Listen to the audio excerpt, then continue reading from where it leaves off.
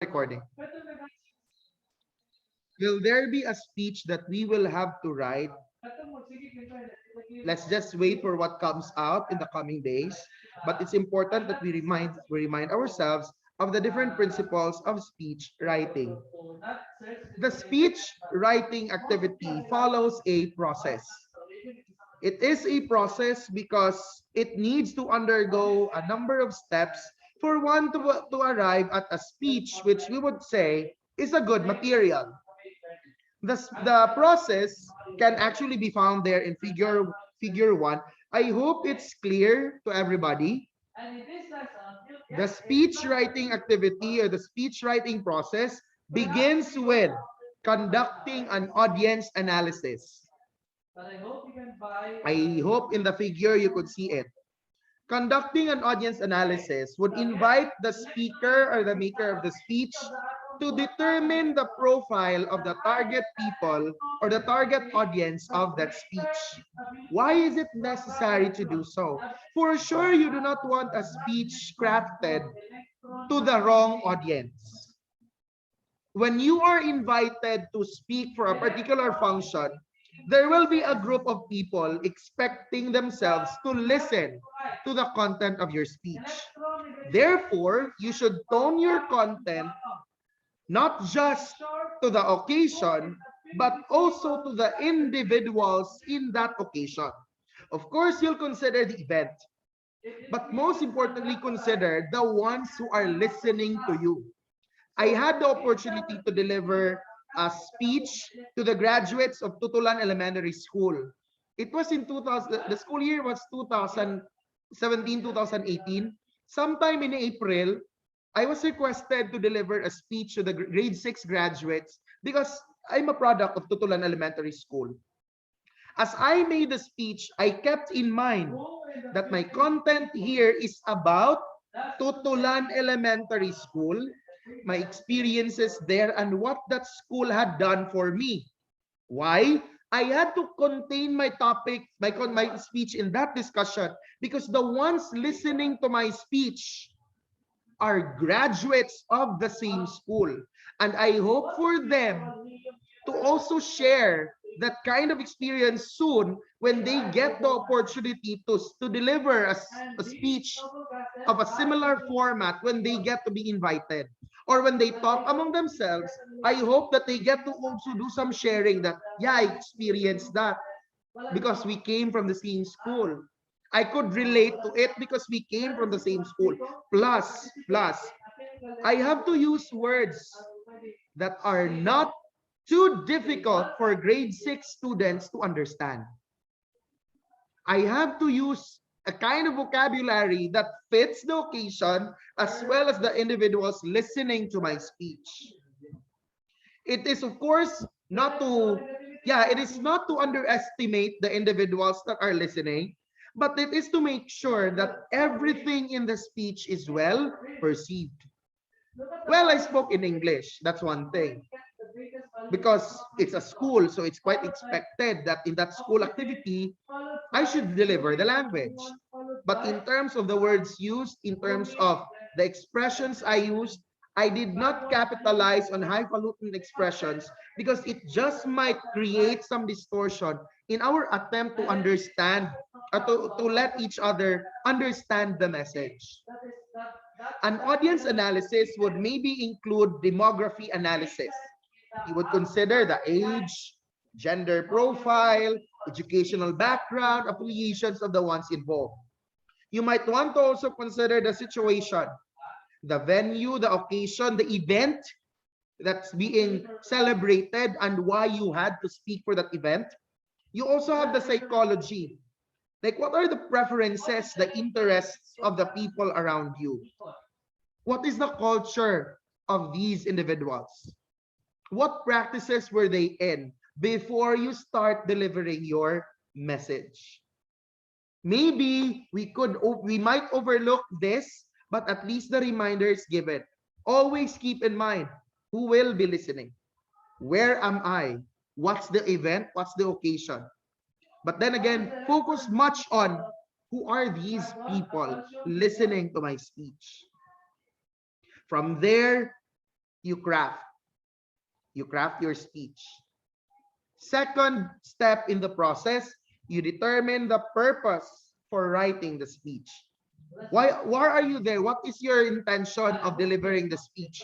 Are you informing people? Are you sharing some important information that everybody should really know? Are you presenting an issue and that you're trying to trigger the thoughts of your listeners to come up with an opinion for themselves? Being persuasive in a sense. Or are you trying to provide some form of entertainment to the ones who are listening to you? Recall graduation. Okay, I'm invited to speak in a graduation event. What am I going to do there? For sure, I'm not going to just entertain people. I'm not there to entertain. I'm going to probably inform them of what awaits their journey in high school. Or I'm going to inform them of what good the school had done to me when I was still its student.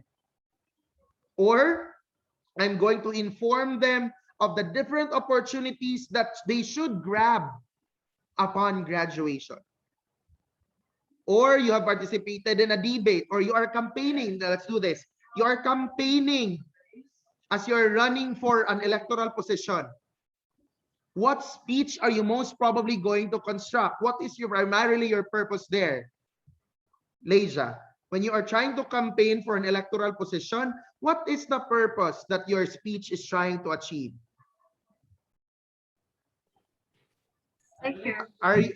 I'll give you three options. Are you informing people, persuading them, or entertaining them? Persuading. Most probably on the persuasion's purpose. Where is the persuasion there, sir? You'll present whatever you can present to get the votes of the people. You are making that attempt to convince them to vote for you. How will you do it? You present your platforms. You present your achievements. And if they get convinced, if they get persuaded, then fortunately, you'll get their votes during the actual elections. Go back to the purpose. Third step in the writing process, speech writing process, you select a topic. Now that you have known already the kind of people and the event, now that you have already determined your purpose, you choose the topic, the focal point of your speech or your discussion. This is where everything shall revolve in your speech. If you decide that it be about your experiences, then let it talk of your experiences. If you are going to talk of some philosopher out there, let it speak of the philosopher. Let yourself be contained. Not just. I think the word contained is too harsh, too heavy. Let yourself be reminded of whatever is the focal point of your speech. It just comes out that maybe the topic you have arrived at is quite broad. And so you might need to proceed to the fourth step, which is narrowing down a topic. Narrowing down a topic would mean that you're making the topic more specific. In its broadness, you're going to pick areas of discussion and that you're going to focus on these areas. Then to complete perhaps that your attempt to specify the chosen topic, you might feel the need to proceed to step number 5. Gathering significant data or information. You'll do readings online, especially when people try to quote individuals. If they want to do some sayings in their speeches, these sayings will really be researched for. Part of that would even be including the name of the person or persons who provided those lines. So it would invite you to read a lot. It would invite you to continue gathering sources so as to arrive at a speech that is well-founded, well-discussed.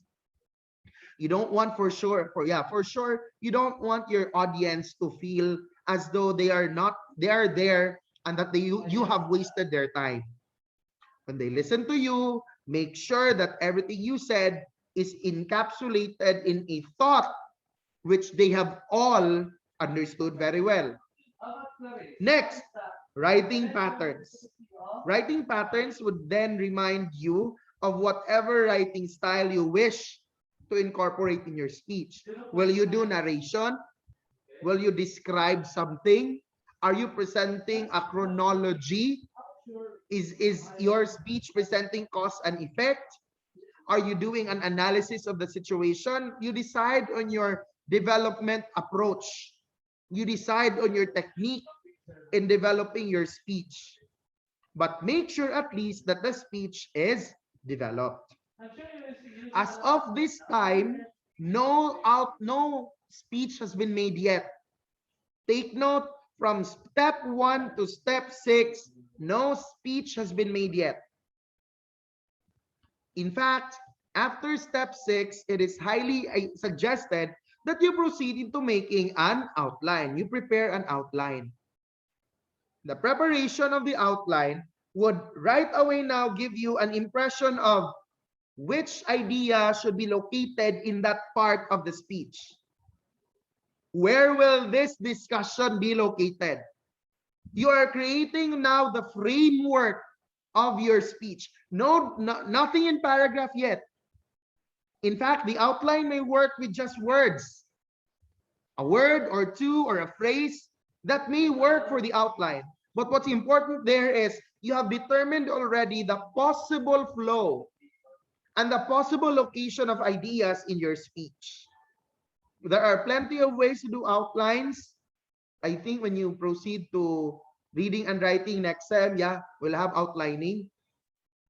But for the purpose of knowing an outline, basically you have the basic you have the template with a Roman numeral I, and then you write a code or like a keyword or a key phrase. If you want to express that in a sentence, then so be it. Then followed by a number 1, number 2, or you do it in bullets.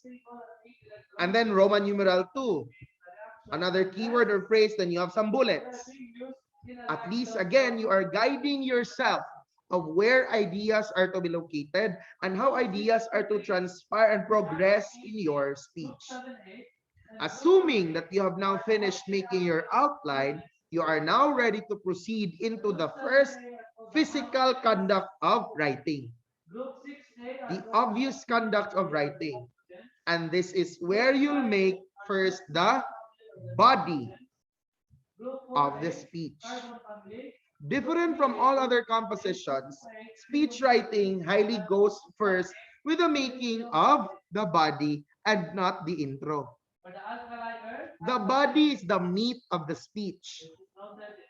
That's the content where the message is supposed to be taken. The body is where the thesis of the speech is found. It's expected to be discussed in elaboration. When I say elaboration, it's not necessarily in length, but in elaboration. It needs to be thorough.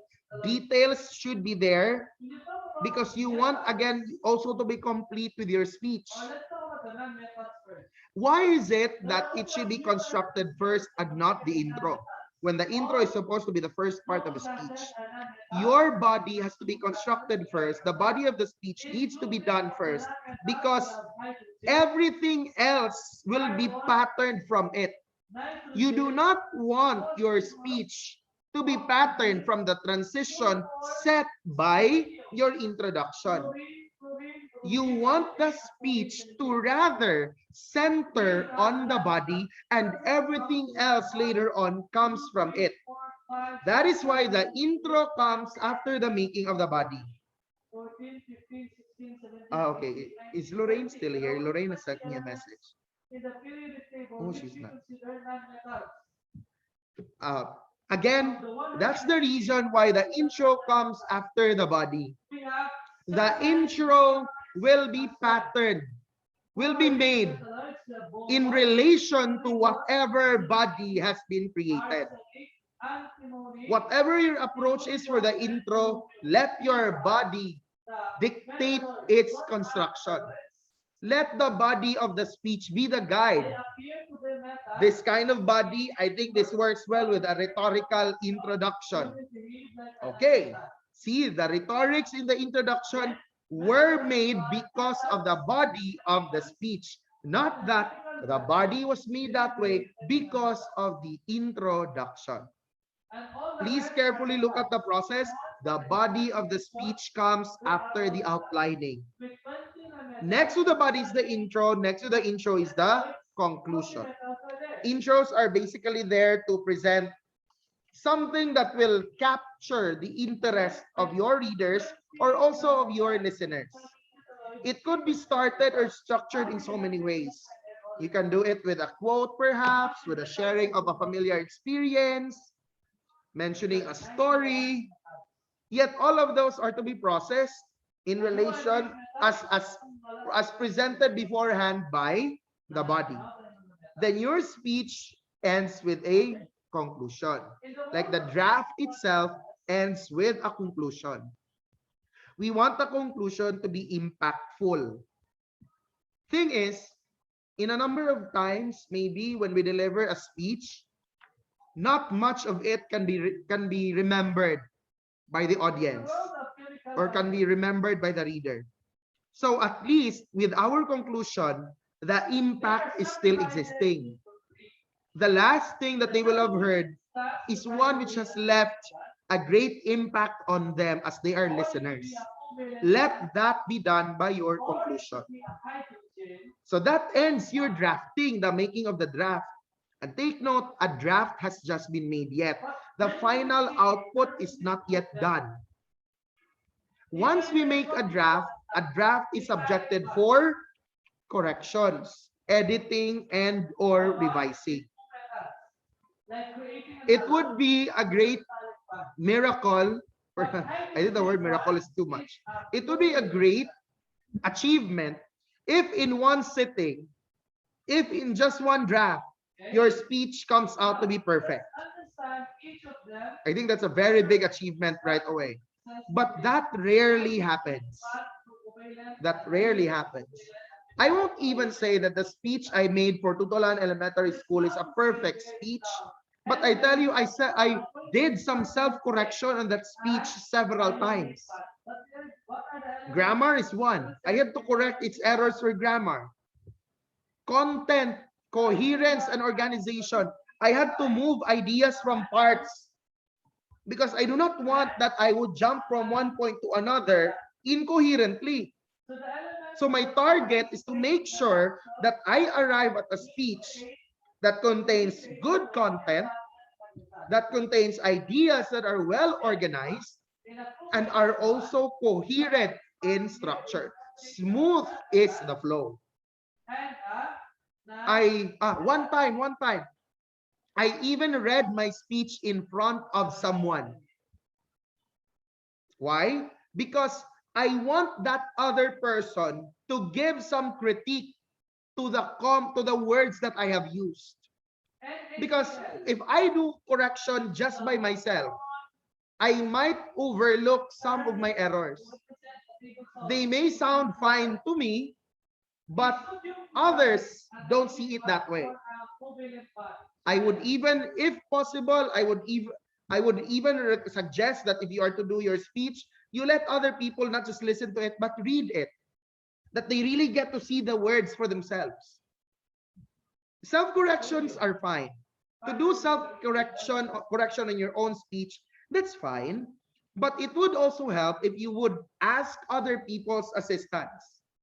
Because tendency is, if we simply rely on ourselves to do the corrections, there are a few which we might overlook, especially that we are already accustomed to the one that we have made in the first place. That's our work.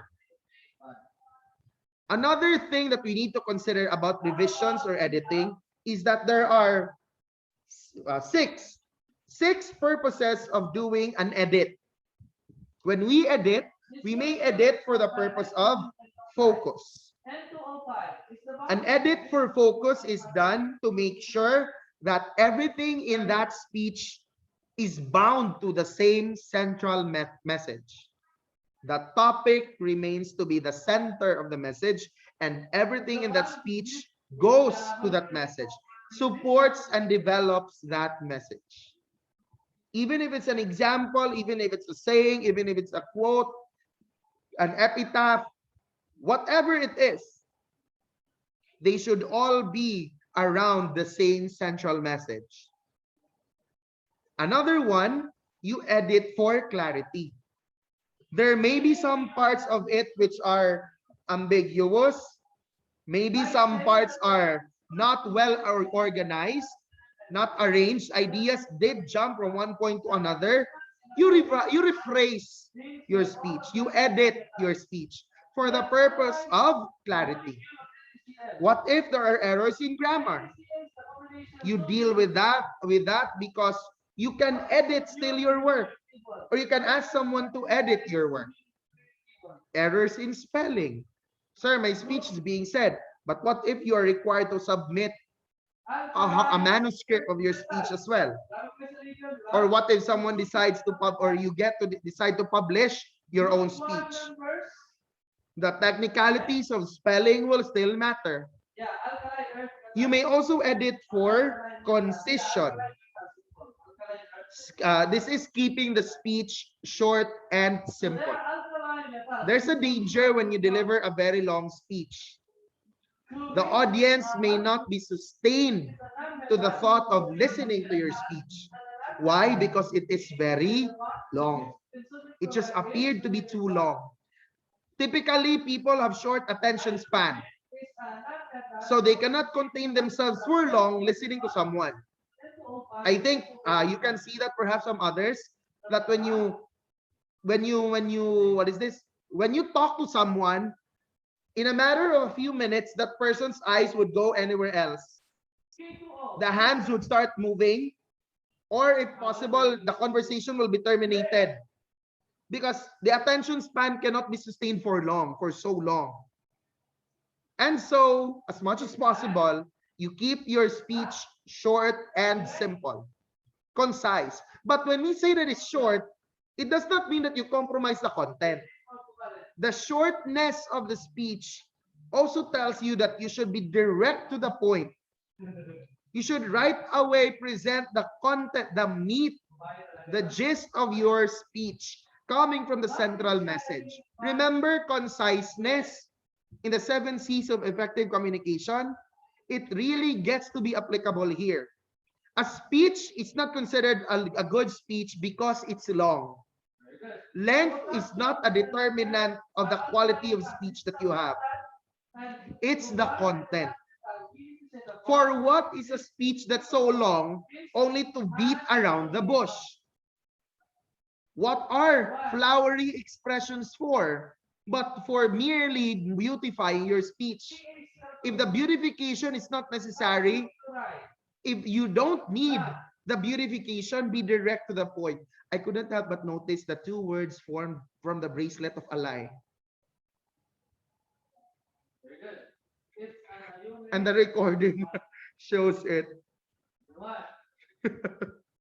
It's all right, Alay. It's all right. It's all right. By the way, a very quick segue. Same thing that I've told my grade 10 class earlier. There was a comment in my YouTube channel. Right now, my YouTube channel has 282 subscribers. I now have a video with 12,000 views. Beat that. A video with 12,000 views. And then, there was someone who gave a comment. The comment is, wait, I'll try to look. I'm really going to look for that comment. Anyway, still have time. Oh, Lorraine cannot connect to the internet. You can do it, Lorraine. You can do it. Wait, I'm going over my YouTube channel now. I'm going to share a screen. I'm so proud of my YouTube channel and how far it has gone. People, you look at my YouTube channel, I now have 283 subscribers. You look at that, 283 subscribers. And then let's look at this discussion tab. See?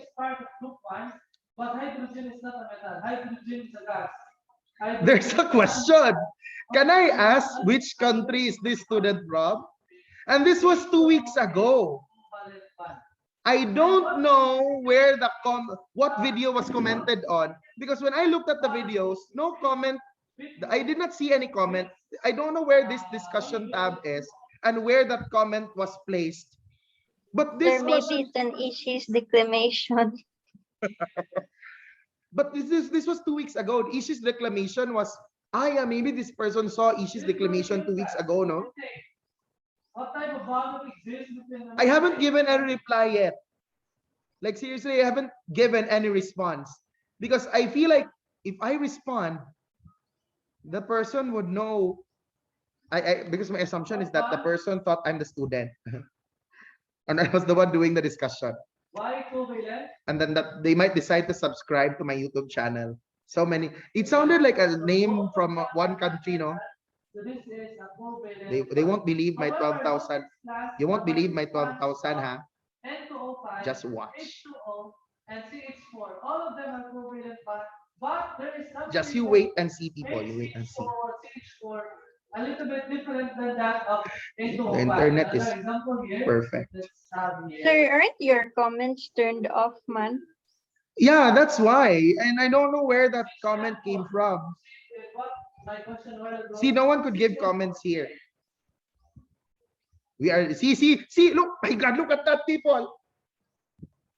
12,669. Slow clap. Slow clap. How many likes? Look at the number of likes. There are 11 people who disliked it. Whoever these 11 people are, they need to re-examine their lives. I don't know what I did to them. I don't really know what insult I've done to those 11 souls. But since they disliked my video, they just have to re-examine their lives once again. They need to edit themselves. May grade 11 you post. This is covalent pattern. Wait, 11. Hello? Then, why covalent? Because of the fact that the participants are that exist between. Usually it is a covalent bond. It can also be called as a hydrogen. There, everyone is back. Okay, I'm also back. I hope everyone can hear me once again. A special kind of a Can you? bond known as hydrogen Okay. bond, where the participant Next, is you edit for hydrogen continuity. and other non-metal. This is the one that I've been mentioning Then earlier, hydrogen bond is the a concept special of covalent bond transition, where hydrogen will participate with the smooth other flow of molecules ideas. in the other metals like carbon, nitrogen, and chlorine, and oxygen itself. So, nani akong mag-grade? Siri. Chino, term na niya, Chino means carbon hydrogen bond. There, the connection is becoming One of the many hydrogen bonds concise. We have a concise connection because it's really short. The molecule OH is the last, and the acid is the molecule. So for continuity, let's hope that the connection goes for continuity. When we talk of coherence, that is also a touch of transition. We want ideas to really smooth, to really be smooth, to be really smooth in their flow. We want that one sentence in your speech gets connected to the sentence of another of your speech. We want that as you move from one paragraph to another, there is still a movement that we could determine or detect. That's the continuity of editing or revision. We also edit for variety. There are plenty of ways by which sentences or paragraphs can be structured. Style or tone can also be adjusted. You don't have to be plainly dead with your vocabulary. There are plenty of available words that could be used. If a metaphor is necessary, then do so. That's not being flowery. Because if it's needed, if it's necessary to have a speech that will be more impactful, then carry on with that style. Take on that style. There are speeches who don't subscribe to quotations or sayings, but there are writers who do so. That's their style. Variation. And the last way to edit is when you edit for the purpose of impact and beauty. Of course, you want your speech to be memorable. You want that when people, that right after the end of your speech or when you have done delivering your speech, people would remember you and the message that you have shared to them. It would really be great if at some point in the lives of those listeners of your speech, they can say, I can remember what our speaker said. If this has come to your time, then that means you have left a good impact to your listeners. Or if you have said that, I don't know if you've had an experience of attending a seminar or a workshop, and then eventually you ended up quoting him or her like, this is really what that person said in our seminar. If that's what happened, that means the message said by that speaker left an impact to you. And that message really mattered to you. It is a speech that really came out as a memorable one. The last stage or the last step in the writing process is the rehearsal stage, or when you rehearsing. In this manner, you are actually doing a practice. You're practicing your speech delivery. Not just to know on how you would sound like, but to also determine your different behaviors when you speak.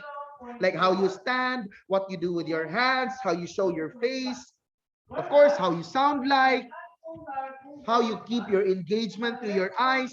All of those are to be examined as you rehearse the delivery of your speech. Basic, you rehearse in front of a mirror. That's quite basic. You rehearse the delivery of your speech in front of a mirror. If you don't have a mirror with you at home, you rehearse with people around you. Ask for a friend. Ask for your family to be there. You speak in front of them. And then you listen for some feedback and comments from them. Let their comment be your point of improvement as you're preparing yourself for the final delivery of your speech. If you want to do it just by yourself or with a mirror, that's again the basic style, you just might be rationalizing your own actions or behaviors.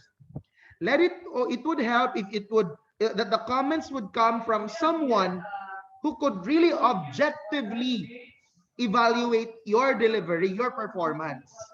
From the way you sound, from the way you stand, from the way you carry yourself. All of those are better perceived by someone who could objectively look at you while you are practicing the delivery of your speech. When rehearsals are done, when you rehearse for a speech, it does not mean that it will also be done once. There's no necessary number for the conduct of rehearsals. What's important there is that you will have made yourself ready. You have practiced enough in order to make a speech that is of good impact to your readers or to your listeners. Some guidelines in speech writing. Very simple guideline. The first one, you keep your words short and simple. Your intention there is to be understood. Your intention there is to be understood, which means that if you use expressions difficult for understanding, you have defeated your purpose of delivering your speech. Second tip, avoid jargons, acronyms, or technical words. These expressions are not within the alley of everybody in your audience. Unless, of course, for instance, no, you're a business person, you're a successful entrepreneur, and that you have been requested to speak in front of a pool of entrepreneurs. Well, in that case, I think it's fine to use the jargon of business language because everybody's expected to understand those terms. Like if someone starts talking of equity, share, if you are talking of shares, stockholders, what is that? Financial ratios, accounts payable turnovers. If you start talking of these terms and everyone around you is business related in their field, then I think it's fine. Because everybody belongs to the same field where you are also a part of. most especially that you've been requested to speak in front of that audience. But assuming that you do not know that the group is composed of varying professions and varying areas of specialization, then comes this tip that you do not use a language exclusive only to a particular field, because it just might lead to forms of confusion. Third, you make your speech more personal. To make it more personal means that you could let the readers understand you on a personal basis. That would make your speech and yourself quite relatable to your audience. There are speakers who turn out to be more memorable because of the personal tone that they have left in the speech. And then statement 4, you use active verbs and contractions because they add to the personal and conversational tone. It may be a requirement for technical writing, for academic writing, that contractions are not allowed, but when speeches are made, contractions may be considered for the purpose of becoming more personal, as well as the use of active verbs. Passive verbs do not denote any form of involvement. Passive verbs appear to sound like they're just waiting for something to happen. Be sensitive to your audience. That is why you need to understand your audience or audience analysis. If your audience is a group of individuals who are conservative, so for sure you will be toning your jokes which are of a green language. If your language if your speech is for senior citizens, so you'll be providing statements that are, of course, not to insult those who are in that age. You are, what if your audience are regular high school students? So you should provide something in your content which is not also too mature for these students or too much for the age of these students to perceive. Sir, we are willing to accept so many mature contents, sir. Let not that come out in a speech. Use metaphors and other figures of speech if necessary to effectively convey your point. And lastly, you manage your time well. You make sure that the speech falls under the time limit. Speakers are given time limits, yes. I've been into that experience of delivering a speech with just a time limit, and that the time is going to be raised through a piece of paper. Like they would do this from time to time. There's a pressure. That is why you should try to practice.